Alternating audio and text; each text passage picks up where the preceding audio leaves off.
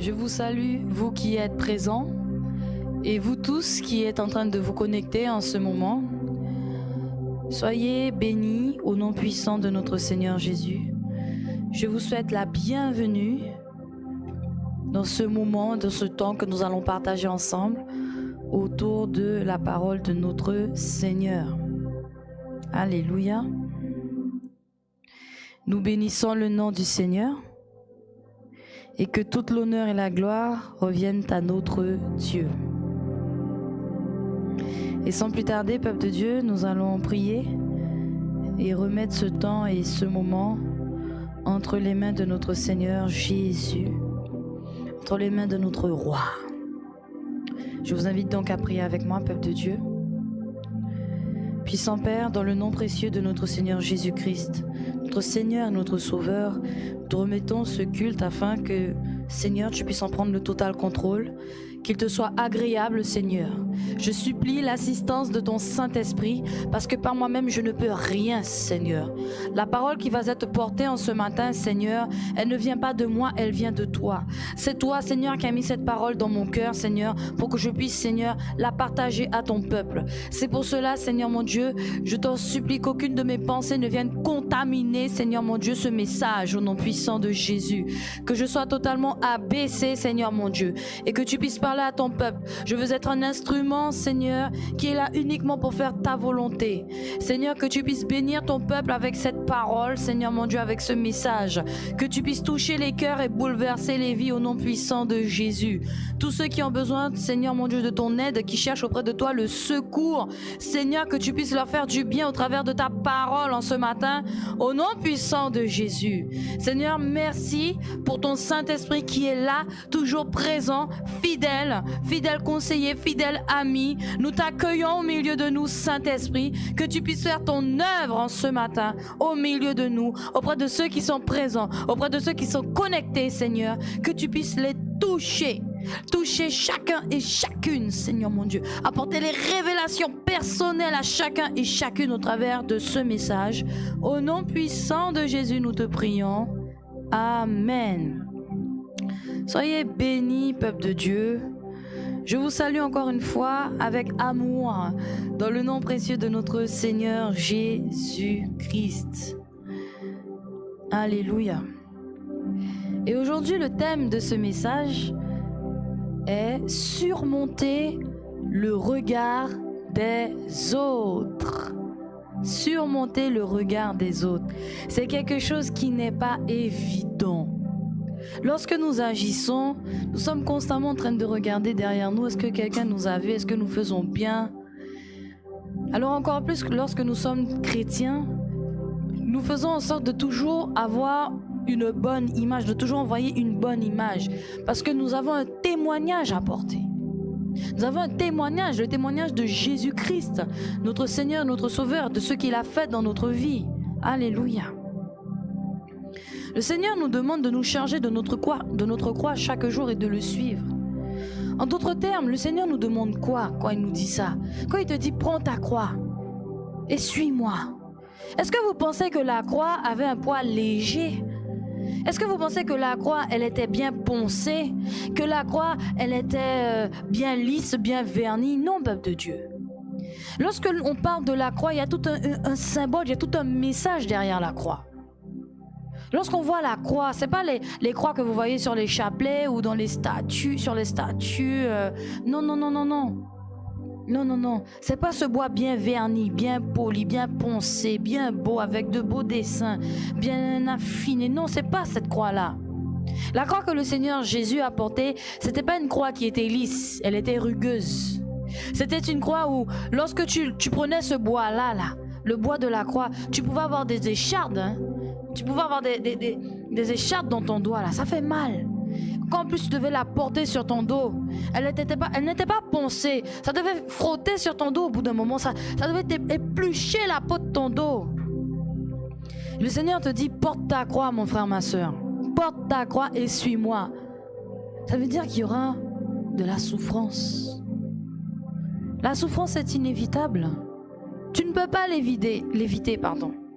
Ceux qui vous prêchent la croix en plastique, que tout est rose, tout va bien, la croix légère là, Je vous dis, peuple de Dieu, ne les écoutez pas.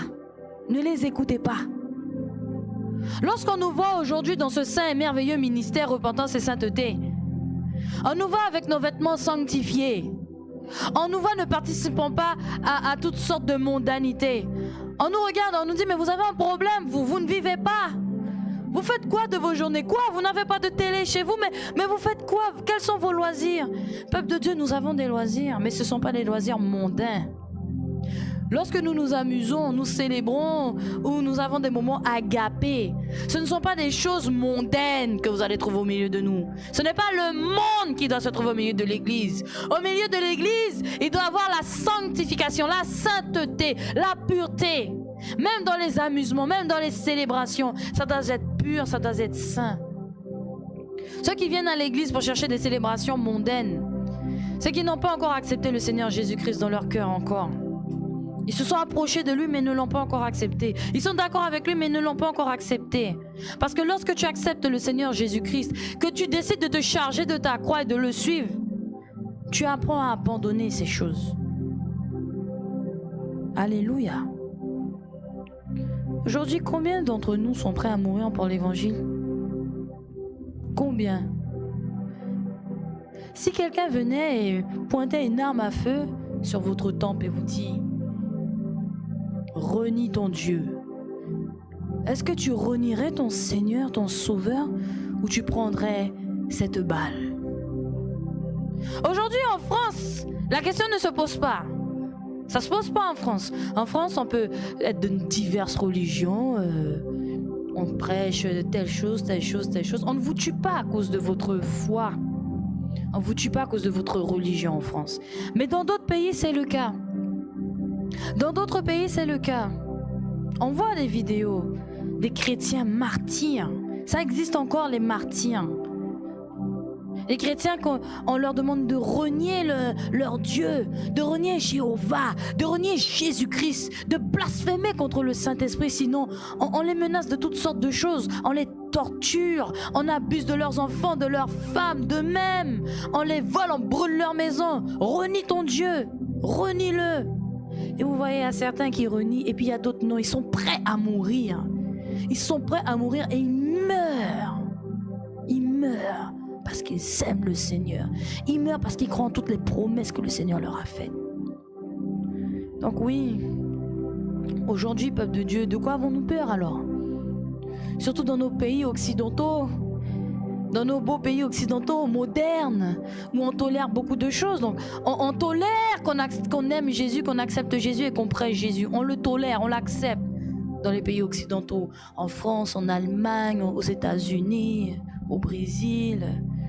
On accepte que tu sois de telle appartenance, que ta foi soit de tel côté ou de tel côté, que tu es fait en telle chose et pas en telle chose. On accepte ça. Alors de quoi avons-nous peur aujourd'hui? Pourquoi, lorsqu'il s'agit de prendre position pour les choses de Dieu, on est toujours en train de se dire mais j'aime pas comment un tel me regarde là. Mais qu'est-ce qu'elle va penser de moi, elle ou lui? Ah, mais lorsque je suis comme ça, avec ma Bible en main, que je pars étudier, ou je pars en intercession, il y a toujours ma voisine là qui est en train de me regarder. J'aime pas comment elle me regarde, hein. Je me sens gênée. On ne devrait pas être gêné. La Bible dit que le Seigneur ne nous a pas donné un esprit de timidité, mais de force. Lorsque tu vois ton voisin, lorsque tu vois ta voisine qui t'observe là avec un regard peut-être insistant, un regard appuyé, qui t'observe en train d'aller évangéliser, tu devrais l'inviter aussi, lui donner un petit flyer. Mais on ne le fait pas. On ne le fait pas. On est gêné. On est là, on se regroupe entre nous et... Ah mais j'ai pas envie d'aller là-bas. Je sais pas quoi dire. Je sais pas qu'est-ce que je vais lui dire.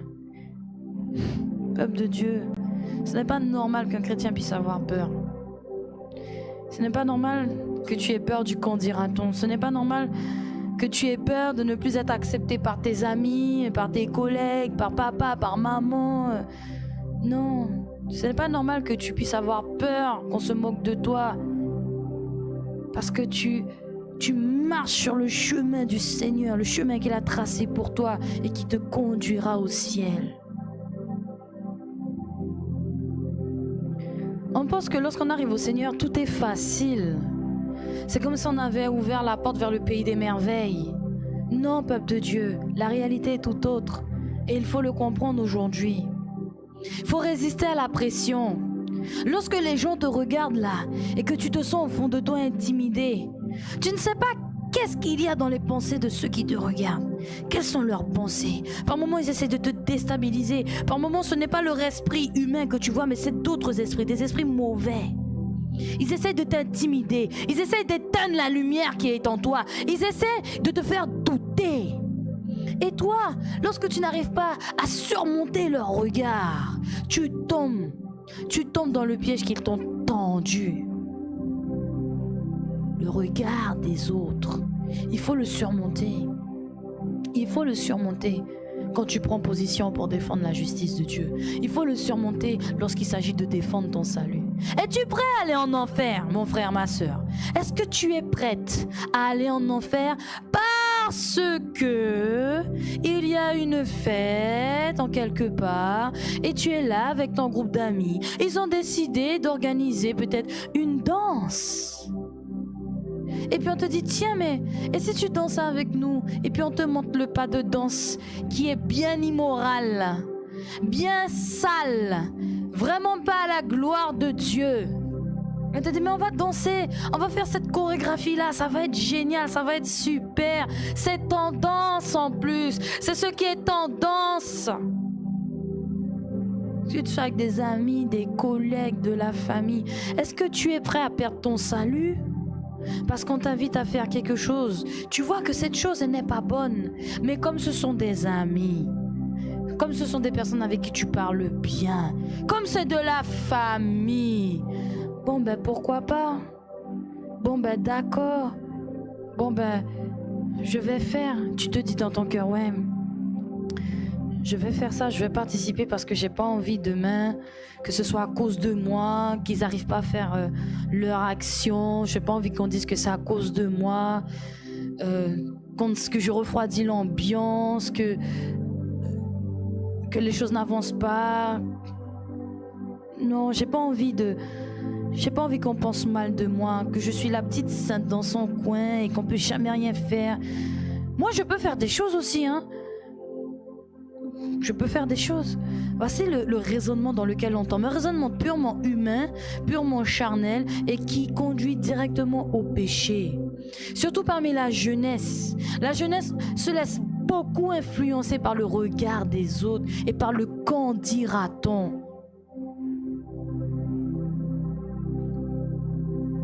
Tu ne dois pas avoir peur du regard des autres quand il s'agit de défendre ton salut.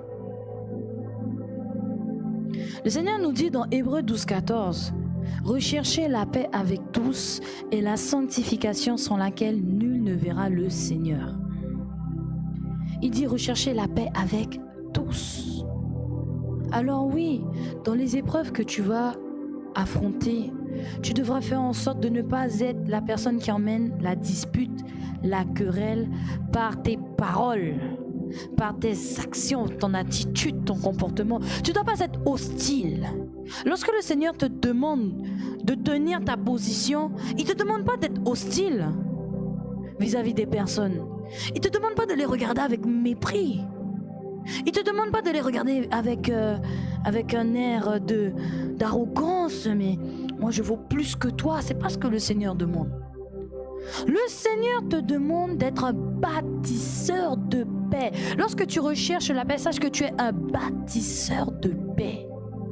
Et donc, quand il y a face à toi des personnes qui sont hostiles, les personnes qui veulent t'influencer, les personnes qui veulent t'entraîner sur le mauvais chemin, là, avec tout l'amour qu'il y a dans ton cœur, le fameux amour dont on parle depuis déjà un bon moment, l'amour agapé, tu dois tenir ta position face à ces personnes et leur faire comprendre que, hey, je suis né de nouveau moi. J'ai accepté le Seigneur Jésus-Christ dans mon cœur. Je ne peux pas participer à ces choses. Je tiens à mon salut. ce que vous me demandez, je ne peux pas y participer parce que cela va attrister mon Sauveur. Vous savez, celui qui est mort à la croix, il s'appelle Jésus. Jésus-Christ de Nazareth. Il est mort à la croix pour moi, pour que je sois sauvé. Je ne peux pas faire ça. Je ne peux pas piétiner ce qu'il a fait. Je l'aime trop. Je ne peux pas. Et par moments, tu vas avoir une pression sentimentale. Ah, mais je pensais qu'on était bien. Je pensais que tu étais ma meilleure amie. Je pensais que tu étais mon meilleur pote. Oh, mais on fait tout ensemble depuis qu'on est petit. On se connaît depuis qu'on a 3 mois. Oh, mais tu me fais ça. Tu me lâches comme ça. Oui, je te lâche comme ça. Je tiens à mon salut. Tu es mon ami, oui. Et justement, comme tu es mon ami, je t'invite à suivre mon Seigneur et Sauveur qui est également ton Sauveur. Parce que ce que tu t'apprêtes à faire et que tu veux que je m'embarque avec toi, ce n'est pas bon. Je ne peux pas. Qui est capable de tenir ce genre de discours-là aujourd'hui? Et je ne parle pas lorsqu'on est en groupe, parce que lorsqu'on est en groupe, c'est facile. Si je nous prends tous dans la salle là, et qu'il y a des personnes qui viennent nous voir et qui nous proposent, je sais pas, d'aller faire un trafic, d'aller faire un commerce, d'aller voler. Comme on est en groupe, on va se regarder mutuellement, on sait que oui, je connais un tel, on se connaît, ensemble on va faire bloc. Mais tu sais le diable comment il agit? Il fait exactement comme les prédateurs. Il cible une proie. Il la cible bien, il examine, il voit quelles sont ses failles, s'il y a une faiblesse. Comme les prédateurs dans la savane, ils examinent leurs proies, leur gibier, et ils regardent s'il n'y a pas une patte un petit peu qui boite, ils regardent, et s'il n'y a rien, ils vont quand même essayer une approche pour isoler. Une fois qu'ils ont isolé la proie, toute la meute ensemble vont et assaillent. Ils viennent assaillir. Et là, la pauvre petite biche se retrouve là avec un lion par là, un lion par-ci, un lion par là. La biche, je sais, plus la gazelle. La pauvre petite gazelle. Mais toi, petite gazelle, que fais-tu? Petite brebis, lorsque les loups t'encerclent, que fais-tu? Est-ce que tu vas résister ou est-ce que tu vas céder? Parce que Satan, il va venir te voir quand tu es seul. Il va venir te voir lorsque tu as un moment de faiblesse. Il va venir te voir lorsque malheureusement tu vas te retrouver. Nous sommes dans le monde, donc on va se retrouver au milieu de personnes qui ne suivent pas Jésus et qui vont vouloir nous faire toutes sortes de propositions. Donc lorsque tu te trouves dans ces situations-là, Satan il va venir, il va te faire des propositions. Et puis il va jouer avec tes sentiments. On a mangé ensemble une fois. Il m'a payé un sandwich l'autre jour. Et puis il va venir te demander un service, ou elle va venir te demander un service, et tu vas avoir comme une sorte de culpabilité, la fameuse culpabilité mal placée. Ah mais quand même, il t'a quand même payé un sandwich. Elle t'a quand même déposé chez toi le soir après les cours alors que tu étais seule et que t'attendais le bus. Tu pourrais quand même faire ça pour elle. Et puis la personne va venir te voir. Mais tu pourrais quand même faire ça pour moi. J'ai quand même fait ça pour toi.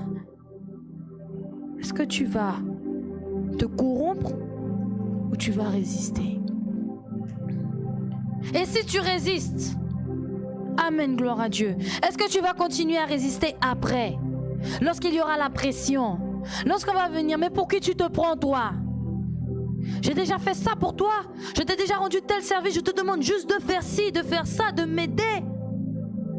Et tu ne veux pas? Est-ce que tu vas résister lorsqu'on va venir raconter toutes sortes de bêtises à ton sujet? Ah, tu la vois celle-là? Ah, tu le vois celui-ci? Il pense que parce qu'il va à l'église, elle pense que parce qu'elle va à l'église, que elle est mieux que nous. Elle fait pas d'erreur. Il pense que parce qu'il joue pas à la PlayStation qu'il est mieux que moi. Il pense que parce qu'il va pas en boîte de nuit, qu'il préfère rester chez lui en train de lire sa Bible, qu'il est mieux que moi, que je n'ai pas autant de chance que lui dans la vie. Peuple de Dieu, il va falloir résister. C'est pour ça que je vous dis que la croix que le Seigneur Jésus a portée, qui nous invite à porter, c'est pas une croix qui est légère. Non, elle a son poids. Et dans tout ça, mon frère, ma soeur, peuple de Dieu, nous devons être dans la paix, jamais dans l'hostilité. Il y a des moments où tu parleras avec autorité, où tu t'affirmeras, mais toujours dans le respect et toujours dans la paix, afin de témoigner de Christ. Et il faut savoir que dans toutes ces choses, peuple de Dieu, lorsque le Seigneur nous demande de tenir ferme dans la justice et de rester dans le standard de sainteté, la clé, c'est l'obéissance. L'obéissance est une clé pour bénéficier de l'aide de Dieu dans ces moments-là. L'Église ne doit pas s'inquiéter de ce que les gens disent, de l'opinion publique. Non! L'opinion publique ne doit pas compter à ce moment-là. Lorsqu'il s'agit du Seigneur et de défendre ses intérêts, l'opinion publique ne compte pas. Seulement l'opinion de Dieu doit nous préoccuper. Seulement. Alors je vous invite rapidement dans le livre de Jean. Jean au chapitre 15.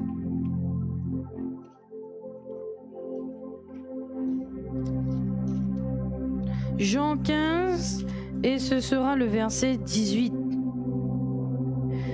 Si le monde vous hait, sachez qu'il m'a haï avant vous. Si vous étiez du monde, le monde aimerait ce qui est à lui. Mais parce que vous n'êtes pas du monde et que je vous ai choisi du milieu du monde, à cause de cela, le monde vous hait. Souvenez-vous de la parole que je vous ai dite. Le serviteur n'est pas plus grand que son maître. S'ils m'ont persécuté, ils vous persécuteront aussi. S'ils ont gardé ma parole, ils garderont aussi la vôtre. Alléluia. C'est normal que tu subisses l'impression.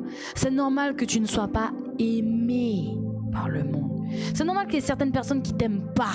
C'est normal. Et c'est l'un des problèmes que nous avons, nous chrétiens. Nous voulons être aimés de tous.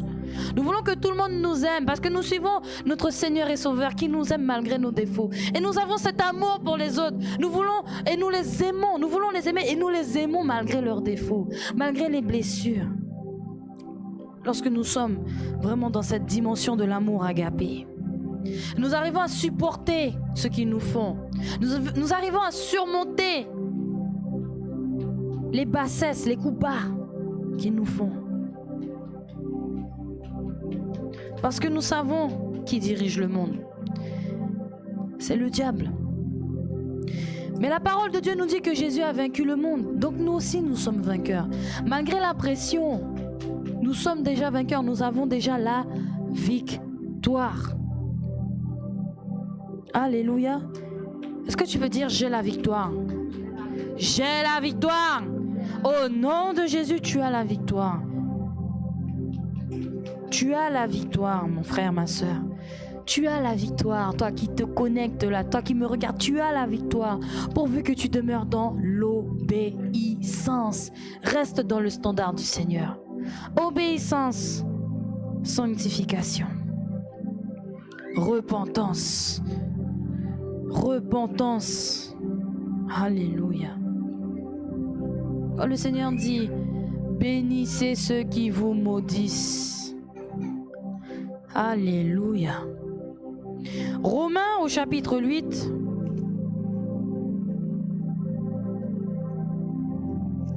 Alléluia, peuple de Dieu. Romains chapitre 8.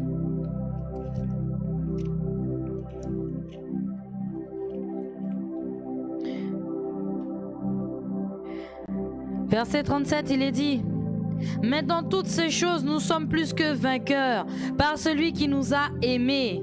Car j'ai l'assurance que ni la mort, ni la vie, ni les anges, ni les dominations, ni les choses présentes, ni les choses à venir, ni les puissances, ni la hauteur, ni la profondeur, ni aucune autre créature ne pourra nous séparer de l'amour de Dieu manifesté en Jésus-Christ notre Seigneur.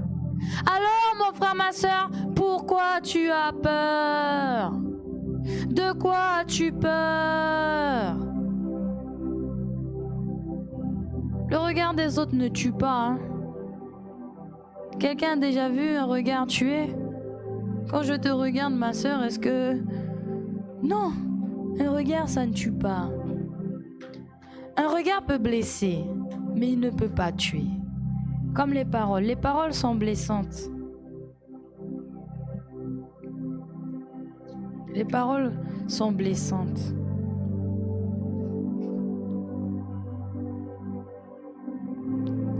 Attention quand même à certaines paroles. Hein?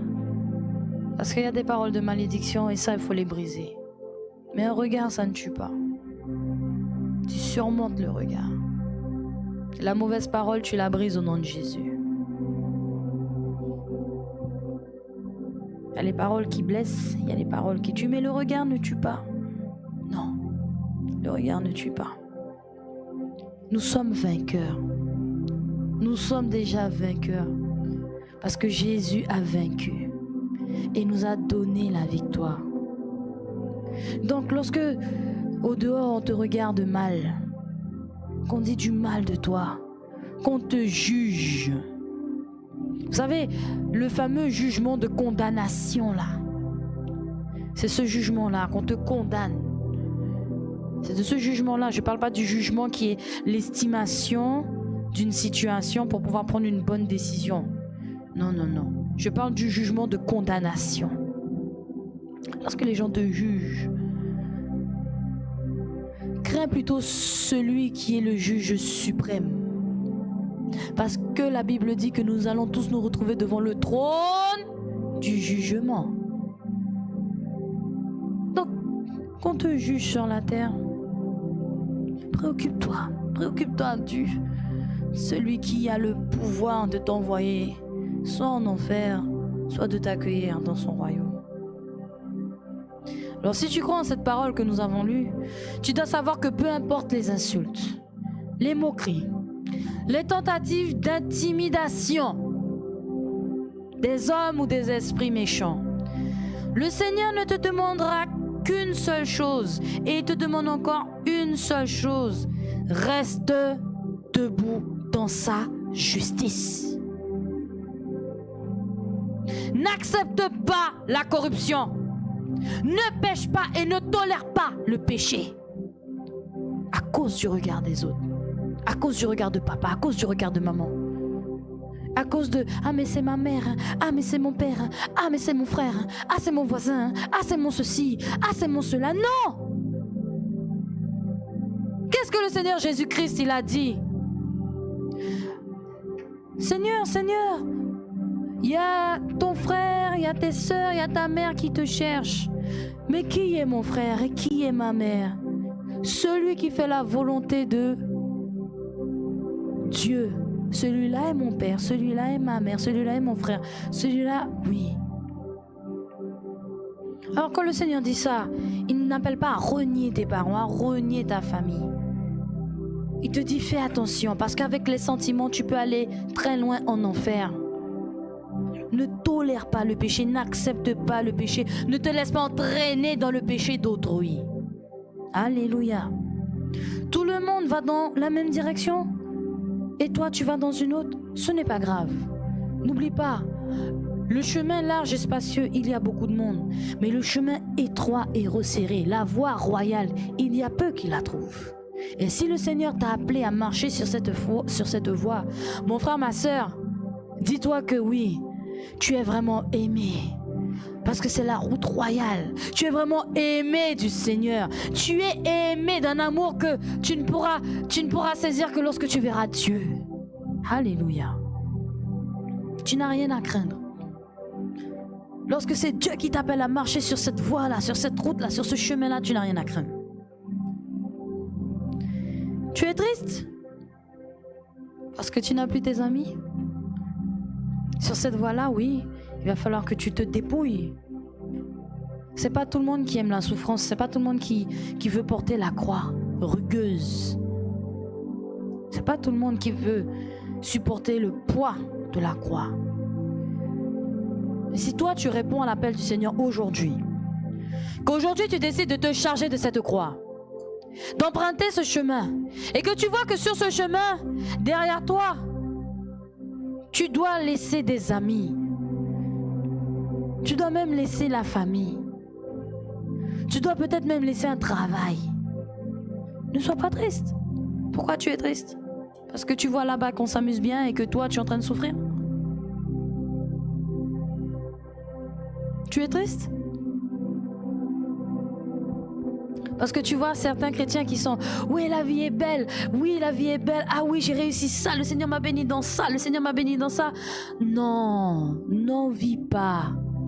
Les chrétiens, nous ne devons pas nous envier les uns les autres. Tu ne sais pas qu'est-ce qui se passe dans la vie d'un tel ou d'une telle. Il est peut-être chrétien, oui, mais tu sais qu'il y a des chrétiens qui sont avec le diable? Il y a des chrétiens qui sont pour Satan et ils ne le savent même pas.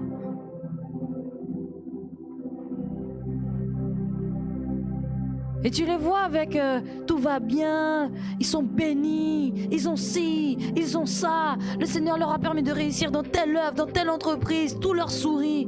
Et toi tu es là, tu souffres, tu souffres. Quand est-ce que cette traversée du désert-là va prendre fin? N'envie pas les autres. N'envie pas. On dit l'herbe est plus verte ailleurs. Mais quand tu vas aller ailleurs, tu vas peut-être trouver de l'herbe verte, mais elle sera tellement toxique. Tandis que tu manges ta petite herbe là chez toi tranquillement et tu es content. Et le Seigneur ajoute derrière ça plein de choses. Parce que dans cette traversée du désert, dans ce pèlerinage que nous faisons sur terre, nous ne sommes pas seuls. Je ne vous laisse pas orphelins, nous a-t-il dit.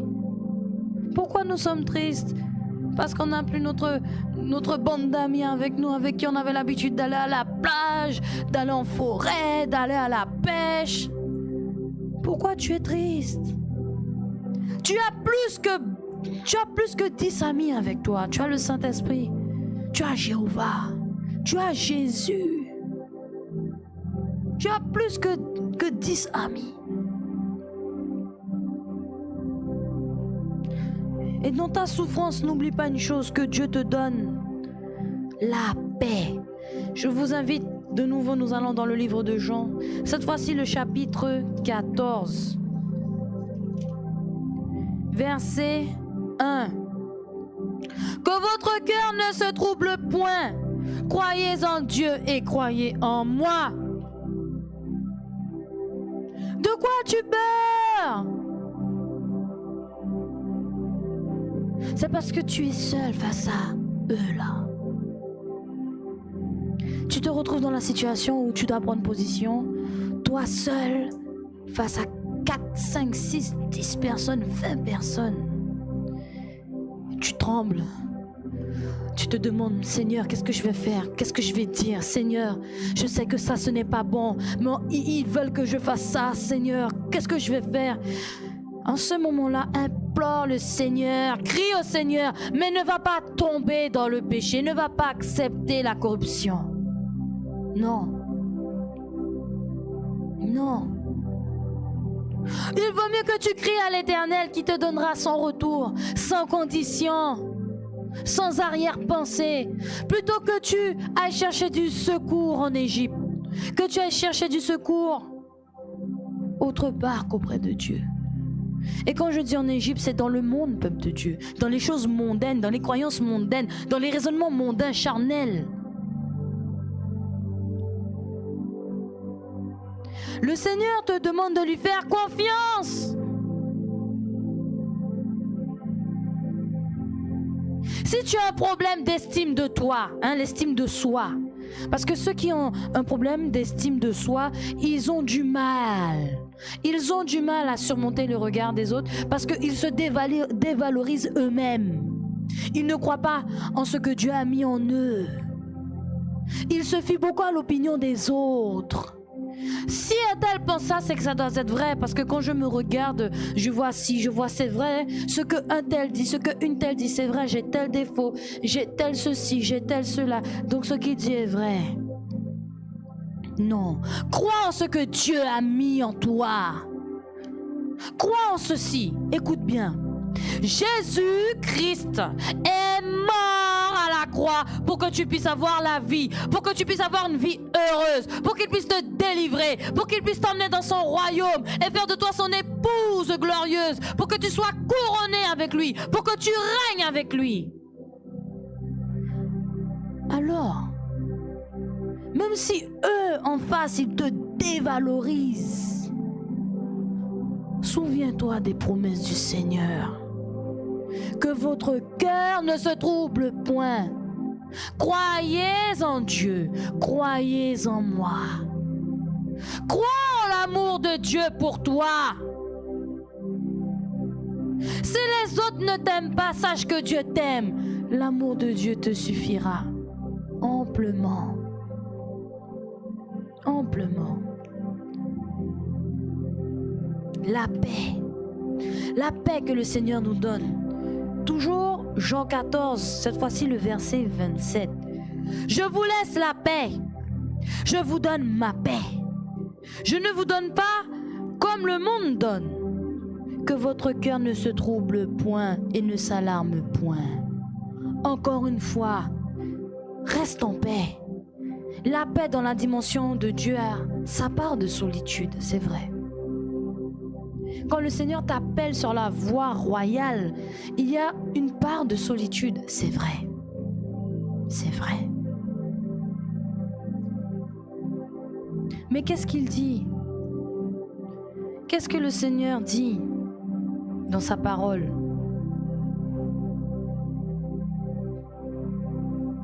Celui qui quitte, qui renonce à son père, à sa mère, à sa sœur, il en gagnera. Alléluia. Vous connaissez ce passage-là? Celui qui renonce à son père, à sa mère. C'est dans le livre de Matthieu. Vous pouvez aussi également le trouver dans d'autres passages. Mais nous allons aller dans Matthieu 19. Matthieu 19.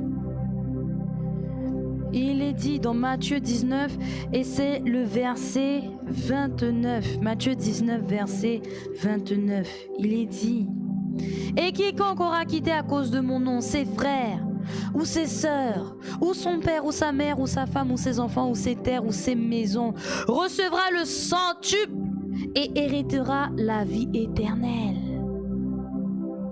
Dans d'autres passages, il est dit aussi qu'ils recevront le centuple avec des tribulations. Ça veut dire que ce que tu quittes là sur cette terre, tu vas recevoir plus avec bien sûr des tribulations. Ça veut dire que ce sera dans cette dimension-là que le Seigneur va te bénir si tu renonces. Si tu renonces à certaines choses auxquelles tu t'es attaché. C'est dans ce moment-là aussi que le Seigneur va venir, il va te bénir, il va multiplier les choses. Et le bouquet final, c'est l'éternité. Est-ce que le peuple de Dieu est là ce matin? Amen. C'est une parole qui peut être difficile à entendre. Mais on va prendre un exemple simple. Marie. Luc chapitre 1. Luc chapitre 1 verset 26. Marie, la mère de Jésus, sur cette terre. Au 6e mois, l'ange Gabriel fut envoyé par Dieu dans une ville de Galilée appelée Nazareth, auprès d'une vierge, fiancée à un homme de la maison de David, nommé Joseph. Le nom de la vierge était Marie. L'ange entra chez elle et dit: je te salue, toi, à qui une grâce a été faite. Le Seigneur est avec toi. Troublée par cette parole, Marie se demandait ce que pouvait signifier une telle salutation. L'ange lui dit: ne crains point, Marie, car tu as trouvé grâce devant Dieu. Et voici, tu deviendras enceinte, et tu enfanteras un fils, et tu lui donneras le nom de Jésus. Il sera grand et sera appelé fils du Très-Haut. Et le Seigneur Dieu lui donnera le trône de David, son père. Il régnera sur la maison de Jacob éternellement, et son règne n'aura point de fin. Marie dit à l'ange: Comment cela se fera-t-il, puisque je ne connais point d'homme? L'ange lui répondit: Le Saint-Esprit viendra sur toi, et la puissance du Très-Haut te couvrira de son ombre. C'est pourquoi le Saint-Enfant qui naîtra de toi sera appelé Fils de Dieu. Alléluia. On continue. Voici Élisabeth, ta parente, a conçu elle aussi un fils en sa vieillesse. Et celle qui était appelée stérile est dans son 6e mois. Car rien n'est impossible à Dieu. Marie dit: Je suis la servante du Seigneur, qu'il me soit fait selon ta parole. Et l'ange la quitta. Marie, quand elle a reçu cette merveilleuse nouvelle, qu'elle allait être enceinte, elle était déjà fiancée à Joseph. Mais quand l'ange lui a parlé, elle ne lui a pas dit: Non, je ne peux pas. Je ne peux pas accepter ce que le Seigneur me demande de faire. Je ne peux pas accepter cette mission, c'est pas possible. Je suis fiancée à Joseph, voyons. Je ne peux pas, ange Gabriel. Non, non, c'est pas possible. Je vais bientôt me marier avec Joseph. Vous connaissez Joseph le charpentier? Je vais me marier avec lui. Je ne peux pas. Je ne peux pas. Je peux pas. Je peux pas accepter d'être enceinte de Dieu. Qu'est-ce que Joseph va penser? Il va annuler le mariage. Il y a déjà des frères qui sont engagés. On a déjà tué 1000 bœufs et puis 10 000 chèvres. Non, non, non, j'ai déjà ma robe blanche, ange Gabriel. Va dire au Seigneur que c'est pas possible. C'est pas possible, je peux pas. Non, et puis on a déjà payé le traiteur. Non, non, non, et puis on a déjà fait les robes pour les demoiselles d'honneur. Non, non, et puis en plus à 9h45 j'ai rendez-vous chez le coiffeur. Non, non, non, je peux pas. Je peux pas. Joseph est un grand charpentier de renom. Non, non, non, je vais lui faire honte. Vous pensez que Marie a eu ce genre de pensée-là lorsque l'ange Gabriel est venu? Les pensées de Marie ont été dites dans ce passage. Elle fut d'abord étonnée, troublée. Mais que signifie cette salutation? Ensuite, elle s'est demandé: mais waouh, mais comment Dieu va faire ça? Quand l'ange Gabriel lui a expliqué le processus, qu'est-ce qu'elle a dit? Je suis la servante du Seigneur. Elle s'est soumise et elle a obéi. Elle n'a pas dit: non, je ne peux pas, non. Je suis déjà mariée. Joseph va annuler notre mariage. Non, non, non, non, non. Et puis, regardez un peu, peuple de Dieu. Elle n'a pas servi, elle n'a pas pensé à ses intérêts, mais aux intérêts du Seigneur. Elle ne s'est pas souciée de l'opinion publique. Elle ne s'est pas souciée de l'opinion de Joseph. Elle ne s'est pas souciée de l'opinion de ses parents, de ses amis. Et même quand Joseph a voulu rompre avec elle, secrètement, vous imaginez ce que cela implique? Le fait qu'une vierge d'Israël soit enceinte, alors qu'elle n'est pas encore mariée, elle est juste fiancée, mais les fiançailles sont une étape très importante. C'est puissant, les fiançailles, à l'époque d'Israël et toujours aujourd'hui. C'est vraiment une alliance. Quand on se fiance, on est en train de se promettre qu'on s'attendra pour le jour du mariage. La fiançaille, c'est une promesse. Et quand il y a des fiançailles, il y a une alliance, il y a un échange. On boit du vin. Le marié va dans la famille de la mariée, de la fiancée du moins. Le fiancé va dans la famille de la fiancée et ils échangent. Ils font alliance autour d'un vin et ils signent un papier pour dire que oui, ils se promettent de se marier à telle date, un jour fixé par le Seigneur. Mais pour le moment, garde-toi. Je me garde. Nous nous gardons, toi et moi, pour ce jour-là. C'est déjà un engagement très fort des fiançailles. C'est pas comme nous voyons aujourd'hui. Alors rompre des fiançailles, c'est vraiment quelque chose de lourd. C'est vraiment quelque chose de... C'est vraiment une décision très très lourde et très significative à l'époque de Marie et de Joseph. Lorsque tu es fiancé, tu es presque marié. Donc si jamais tu romps les fiançailles, c'est qu'il y a vraiment un problème. Et pourquoi je vous dis ça? Nous allons aller dans le livre de Deutéronome.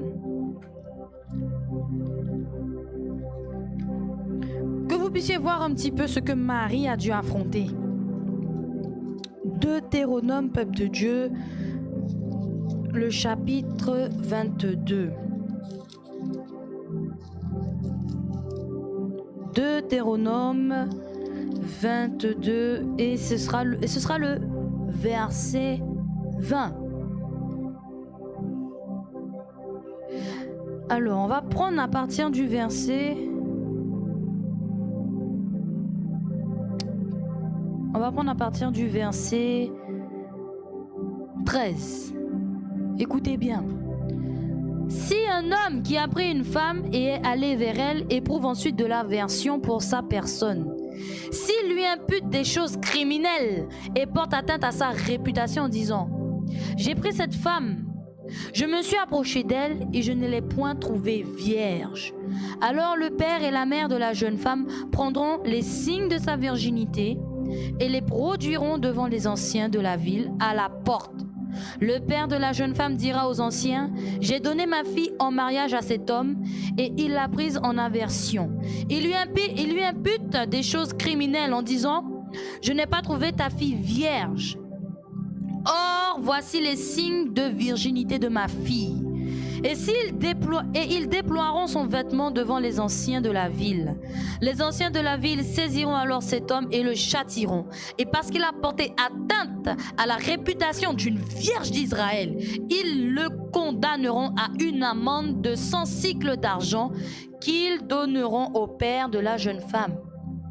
Elle restera sa femme et ne pourra pas la renvoyer tant qu'il vivra. On s'arrête là. Donc vous voyez, si un homme va vers sa femme lors du mariage, après le mariage, s'il va vers sa femme et que la femme n'est plus vierge, il n'est pas vierge du moins au moment de l'intimité du couple, à ce moment-là, oui, il peut aller voir les anciens et dire non, cette femme n'est pas vierge, je ne la veux pas, elle m'a menti, elle m'a trompé. Si c'est l'homme qui a menti, il doit payer une amende. Mais regardez le cas maintenant de la femme. C'est la femme qui nous intéresse. Verset 20. Mais si le fait est vrai, si la jeune femme ne s'est point trouvée vierge, on fera sortir la jeune femme à l'entrée de la maison de son père. Elle sera lapidée par les gens de la ville et elle mourra parce qu'elle a commis une infamie en Israël en se prostituant dans la maison de son père. Tu ôteras ainsi le mal du milieu de toi. Vous voyez ce qui attendait Marie là? Lorsqu'elle a accepté la mission, elle a accepté tout ça. Elle a accepté d'affronter tout ça. Elle qui était déjà fiancée.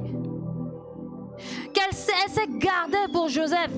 Elle est restée vierge pure. Elle s'est gardée pour le précieux jour où elle allait partager son intimité avec son époux. Mais le Seigneur l'a choisie. Elle n'a pas refusé. Elle n'a pas refusé, elle n'a pas dit non. Elle n'a pas dit non, Seigneur, je ne peux pas parce que si Joseph me voit enceinte, il va dire que je suis plus vierge et nanana. Non, non, non, pas du tout.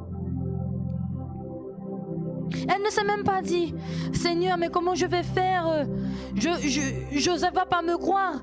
Non, je ne peux pas accepter. Joseph va pas me croire. Il ne va pas me croire. Il va croire que je lui raconte des mensonges, Seigneur. Comment pourrait-il croire que c'est toi, ta puissance qui m'a rendue enceinte, Seigneur? Non, je ne peux pas. Hein? Vous pensez que Marie, elle a dit non? Vous pensez qu'elle a eu ce genre de pensée? Mais si elle avait eu ce genre de pensée, comment on aurait pu avoir Jésus?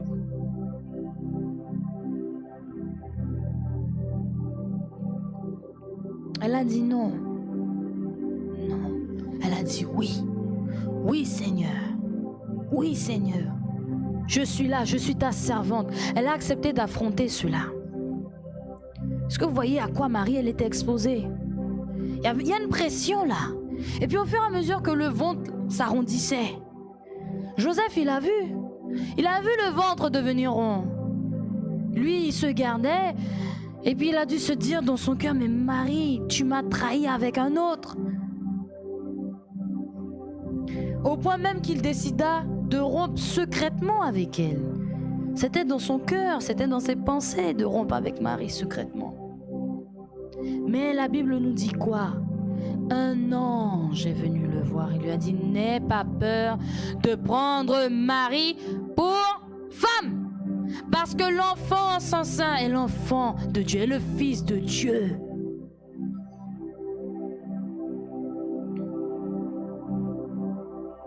Alléluia. Marie était vraiment aimée de Joseph. Mais Joseph ne pouvait pas supporter qu'elle porte l'enfant d'un autre. Il aurait pu venir avec toutes sortes de pressions. Mais comment tu as pu me faire ça, Marie? Comment tu as pu me faire ça? Il aurait pu être violent, frapper le ventre. Mais non, non, non. Marie aurait pu être exposée à ça, à la colère de Joseph, et voir cette colère se déchaîner contre elle. Mais non! Le regard de Joseph plein de reproches. Comment tu as pu me faire ça, Marie? Et Marie qui lui dit, mais je t'assure, Joseph, je t'assure, c'est la vérité. C'est la bonne décision que j'ai prise. J'ai pris la bonne décision en décidant de suivre le Seigneur, d'obéir. Sois avec moi à mes côtés pour pouvoir obéir aussi à Dieu. Non, Marie, je ne peux pas, tu m'as trahi. Elle a dû avoir aussi cette pression-là. Il y a dû avoir peut-être dispute entre elle et Joseph. Ce sont des humains. Hein. On lit la Bible là, mais il faut se projeter, comme on le dit.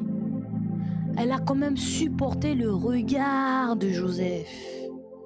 Elle a supporté son regard plein de reproches. Elle a supporté également sa décision de rompre les fiançailles, sachant ce qui allait lui en coûter. Parce que oui, peuple de Dieu, même s'il aurait rompu secrètement, ça aurait fini par se voir et se savoir au moment de l'accouchement que, n'est-ce pas Marie qui était fiancée à Joseph? Mais ils auront rompu leur fiançailles il n'y a pas longtemps. Mais tu sais pas, elle a accouché d'un bébé. Ah, mais s'ils ont rompu, c'est parce qu'elle a dû le trahir puisqu'elle est enceinte. Vous voyez tout ça là, toutes ces choses là qui peuvent traverser les pensées. Mais malgré tout, si le Seigneur t'a donné une parole, si le Seigneur t'a dit « Va et marche tout droit sur le chemin que j'ai tracé pour toi, un chemin de justice, de sainteté qui te conduira vers le royaume, un chemin où tu devras laisser la corruption, un chemin où tu devras laisser le mensonge, un chemin où tu devras laisser le murmure, un chemin où tu devras laisser la boîte de nuit, la bouteille d'alcool, le paquet de cigarettes. Va et marche sur ce chemin-là. » Il ne faut pas avoir les raisonnements que je viens de te décrire là tout à l'heure. Hein. Les raisonnements humains, charnels, le qu'en dira-t-on et les conséquences. Ah oui, mais si mes amis, je vais plus boire avec eux, ils vont plus vouloir être amis avec moi.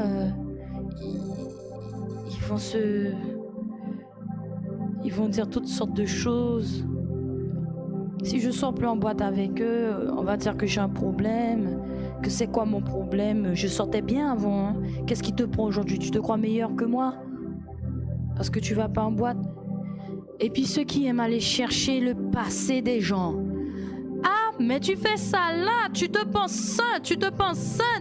Mais avant, t'as oublié ce que tu as fait là, les petits vols là que tu commettais chez le commerçant, ou les mensonges que tu disais à ta mère pour aller en boîte de nuit.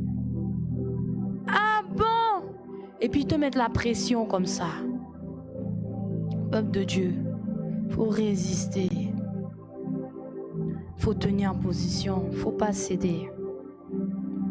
Te propose de l'argent, si tu fermes les yeux pour des arrangements malhonnêtes, bah tu dis non. Même si tu dois perdre ton travail, non. Même si ta femme vient te voir, oui mais tu ferais mieux d'accepter ça. Accepte ce pot de vin là.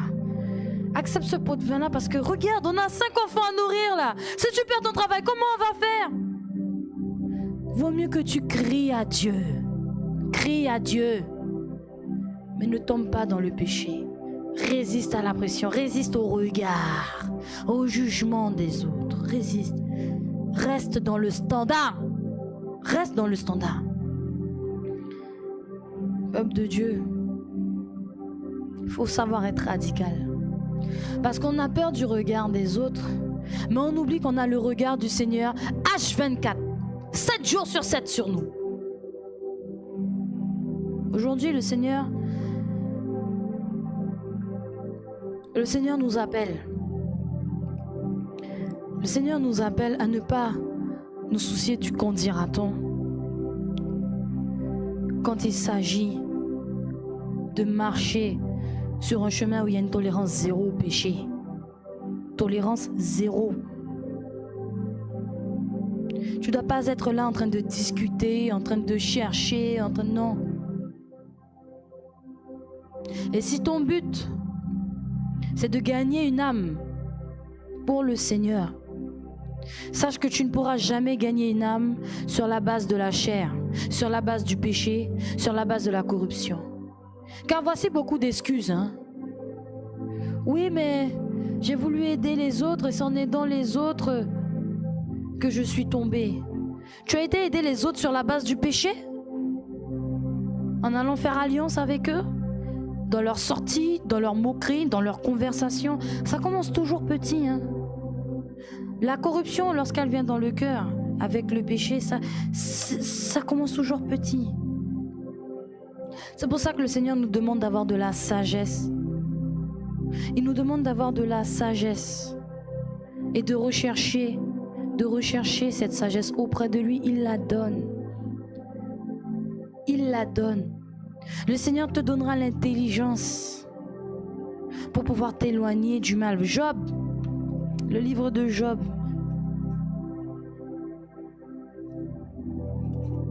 Job chapitre 28. Et vous connaissez le verset, peuple de Dieu. Job 28. Job 28. Puis il dit à l'homme, voici la crainte du Seigneur, c'est la sagesse. S'éloigner du mal, c'est l'intelligence. La crainte de Dieu, c'est être sage. T'éloigner du mal, c'est être intelligent. Et si tu veux gagner une âme, c'est avec le témoignage de ta vie. Combien de chrétiens sont tombés? Et maintenant on dit, ah mais c'est pas un chrétien. Moi j'en entends des discussions comme ça. Ah mais regarde, c'est pas un chrétien lui, mais regarde ce qu'il fait. Nous sommes très observés. C'est pour ça que nous devons agir toujours en faisant en sorte de donner un bon témoignage du Seigneur. Et la Bible dit que peu importe qu'on dise du mal de vous ou du bien, qu'à cause des bonnes œuvres, des bonnes actions que vous êtes en train de faire, qu'ils ne puissent pas médire contre Dieu. Parce que vous serez droit sur ce chemin. Alléluia. Faut pas se laisser influencer par le regard de l'autre. Si tu te laisses influencer par le regard de l'autre, c'est que tu as des failles dans ta confiance en Dieu. Et lorsqu'on a confiance en Dieu, on a confiance en ses promesses. Quand le Seigneur te dit que ton cœur ne se trouble point, tu dois avoir confiance. Quand il te dit qu'il a de la place dans la maison de son Père, il va te préparer une chambre, tu dois avoir confiance. Quand il te dit, je ne t'ai pas donné un esprit de timidité, mais un esprit de force, tu dois avoir confiance. Lorsqu'il te dit, je sais que tu as besoin de te loger, de te nourrir et de te vêtir. Mais si je prends soin des oiseaux, si je revais la fleur de lys d'une parure plus belle que celle que Salomon a portée, ne t'inquiète pas, je saurai te vêtir et je saurai te nourrir. Je suis Jéhovah Jireh, je pourvoirai. Alors de quoi as-tu peur? Est-ce que c'est les autres qui sont responsables de ton éternité ou c'est toi? Est-ce que tu places ton salut dans le regard des autres ou dans le regard de Dieu?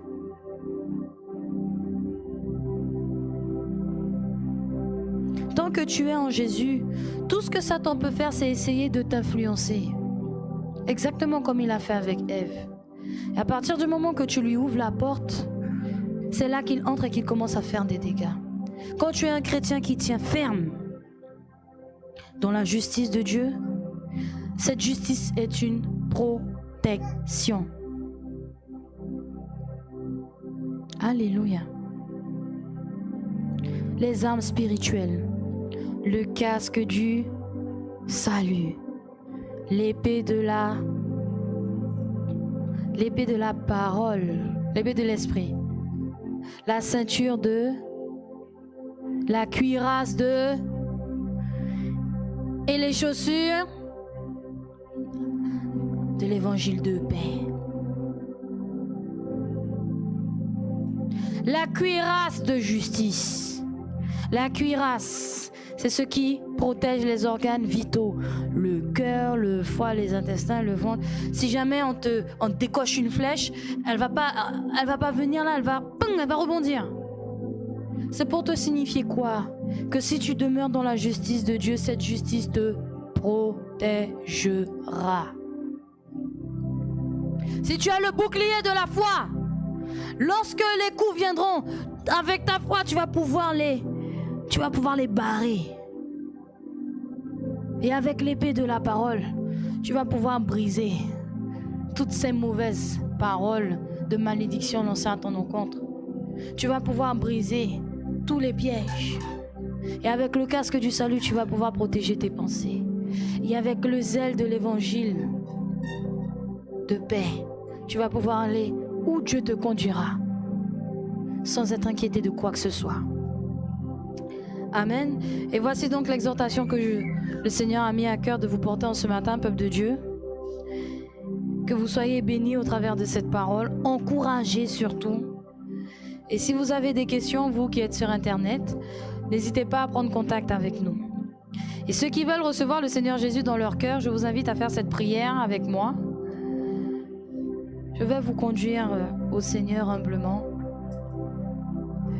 Pour moi, c'est une joie. Et quand le téléphone sonne pour me dire « Oui, je vous suis. Merci Seigneur. Je l'ai accepté comme Seigneur et Sauveur. Moi, j'aime le Seigneur Jésus. Je veux le suivre. » C'est une joie pour nous. C'est une joie quand les personnes nous contactent. Alors, si vous voulez accepter le Seigneur, je vous invite à faire cette prière.